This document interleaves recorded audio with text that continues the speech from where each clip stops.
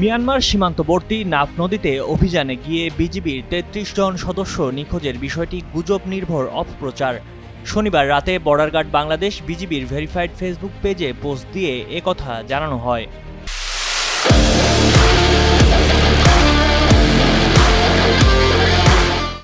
BGB জানায়, বিভিন্ন সামাজিক যোগাযোগ মাধ্যমে অপপ্রচার চালানো হচ্ছে যে গত ২ দিন হয় ৩৩ জন বিজিবি সদস্য নাফ নদীতে মিশনে গিয়ে নিখোঁজ হয়েছেন। গুজব নির্ভর এই অপপ্রচারে বিজিবির দৃষ্টি আকর্ষিত হয়েছে।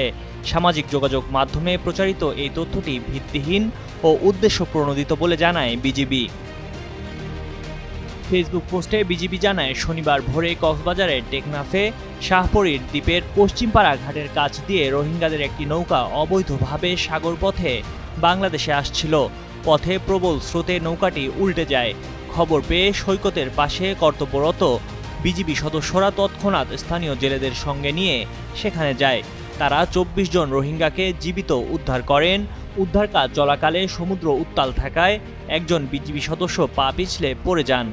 সম্পূর্ণ দুর্ঘটনাটি অত্যন্ত হৃদয় বিদারক জানিয়ে ওই পোস্টে আরও বলা হয়, নিখোঁজ একজন বিজিবি সদস্য সহ অন্য রোহিঙ্গাদের উদ্ধারে অভিযান অব্যাহত রয়েছে।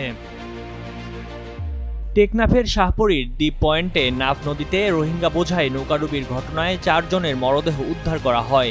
এ ঘটনায় বিজিবির এক সদস্য সহ আরও বেশ কয়েকজন রোহিঙ্গা এখনও নিখোঁজ রয়েছেন। নিখোঁজ বিজিবি সদস্য শাহপরীর দ্বীপ বিজিবি সীমান্ত ফাঁড়ির কর্মরত সিপাহী বলে জানা গেছে। গণমাধ্যমকে টেকনাফ উপজেলা নির্বাহী কর্মকর্তা শেখ এহসান উদ্দিন বিষয়টি নিশ্চিত করেছেন। ময়ূখ ইসলাম, কালের কণ্ঠ।